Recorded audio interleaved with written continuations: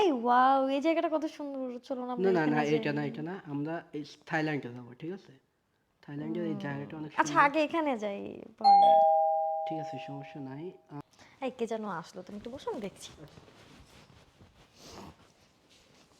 এই এই জায়গায় কি? কি বাবা, তুমি এইখানে কেন? এই তোমার অফিস ট্যুর, 3 দিনের বিজনেস প্ল্যান না? বিজনেস ট্যুরে যাচ্ছি, এর জন্য মাঝে মাঝে গায়েব হয়ে যাও তুমি বাসা থেকে। কি এগুলা? এখানে কে থাকে? কার কাছে আসছো? তুমি এইখানে ঠিকানা কেমনে পাইলা? এখানে কিভাবে আসছো তুমি? আমি যেইভাবে আসি আগে বলো, তোমার এখানে কি কাজ? এখানে কি আমার এখানে কাজ আছে। কি কাজ সেটা তো জিজ্ঞেস করছি। কি কাজ এখানে? কার কাছে আসো তুমি এখানে? এই প্ল্যান না, ফোনে ফোনে 3 দিন এখানে যাইতেছি ওইখানে যাইতেছি, থাইল্যান্ড এইটা সেইটা না, এই তোমার থাইল্যান্ডের ট্যুর, বিজনেস ট্যুর। হ্যাঁ, তোমাকে কি আমার কৈফিয়ত দিতে হবে? আমি কোথায় যাব না সেটা কি তোমাকে কৈফিয়ত দিতে হবে? 101 বার কৈফিয়ত দিবা। আমি তোমার বউ, তুমি আমাকে কৈফিয়ত দিবা না তো তুমি কাকে কৈফিয়ত দিবা? এমনিকে কৈফিয়ত দিবা? তুমি কিসের বউ? তুমি শুধু আমার কাগজ কলমে বউ। তুমি আমার বউ না। আমি স্বীকার পাই না তুমি আমার বউ। তোমাকে শুধু আমি বিয়ে করছি কাগজ কলমে। বাবু, উনি কে বলছে? আর উনি কে? আর তুমি এগুলো কি বলছো? উনি আসলে কে বলো তো? এগুলো কি বলতেছে? কে কার ওয়াইফ আর কে কার এই হাজবেন্ড? আমি উনার লিগ্যাল ওয়াইফ। 3 বছর হয়েছে বেশি। এই তুমি ওকে বলো নাই আরে বাবু, আমি আমাদের বিয়ে হয়েছে 3 বছর? বলো নাই? কিসের আইব তুমি আমার? কিসের? প্রিন্স, কি হচ্ছে এসব? তুমি আমাকে একটু সত্য ঘটনাটা বলবে? আসলে জান শোনো, আমি তোমার কাছে একটা জিনিস গোপন করেছি। আমি পরিবারের চাপে পড়ে আমি ওকে বিয়ে করেছি। কিন্তু জানো সত্যি আমি তোমাকেই ভালোবাসি। তোমাকে ছাড়া আর অন্য কাউকে ভালোবাসি ছাড়ো, না। আমার হাত ছাড়ো। বিশ্বাস করো। বেঈমান, প্রতারক, তোকে আমি এই বিশ্বাস করছিলাম? বিশ্বাসের এই মর্যাদা দিলি তুই? বিশ্বাস করো জান, আমি তোমাকেই ভালোবাসি। তোমাকে ছাড়া আর আমি কাউকেই ভালোবাসি না।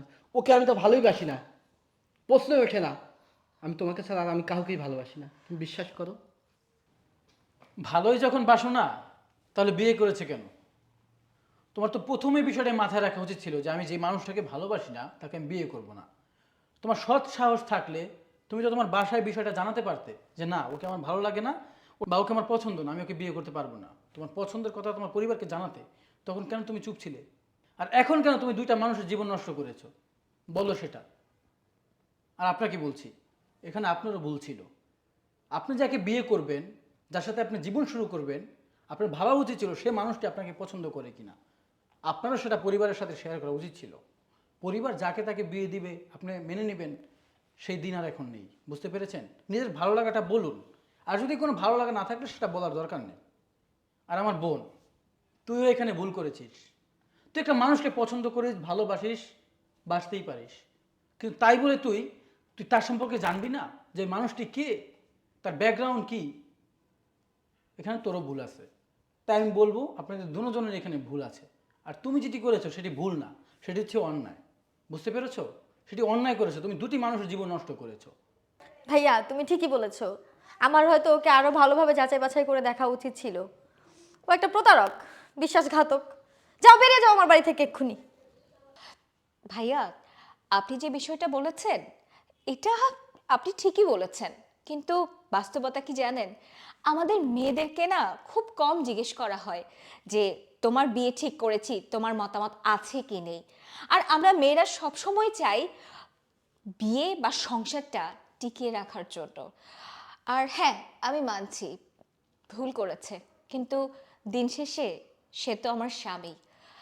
আর আমার দায়িত্ব হচ্ছে স্ত্রী হিসেবে সংসারটাকে টিকিয়ে রাখা। এই ভুলটাকেই কিভাবে শুধরানো যায় তারই চেষ্টা করব। আচ্ছা, যা হওয়ার হয়ে গেছে। এখন যদি আপনি আপনার হাজব্যান্ডের সাথে সংসার করতে পারেন সেটা সমস্যা নেই, কিন্তু ও আমার বোনের সাথে যেটা করেছে সেটা সম্পূর্ণ অন্যায়। আমি চাইলেই ওর বিরুদ্ধে আইনি পদক্ষেপ নিতে পারি, কিন্তু নিব না। আমার বোনের একটি মান সম্মান রয়েছে এবং আপনার দিকে তাকিয়ে, কারণ আপনার একটা পরিবার আছে। আচ্ছা যাই হোক, আপনারা এখন আসুন। এই তুই ভিতরে যা। এই বাসায় চলো।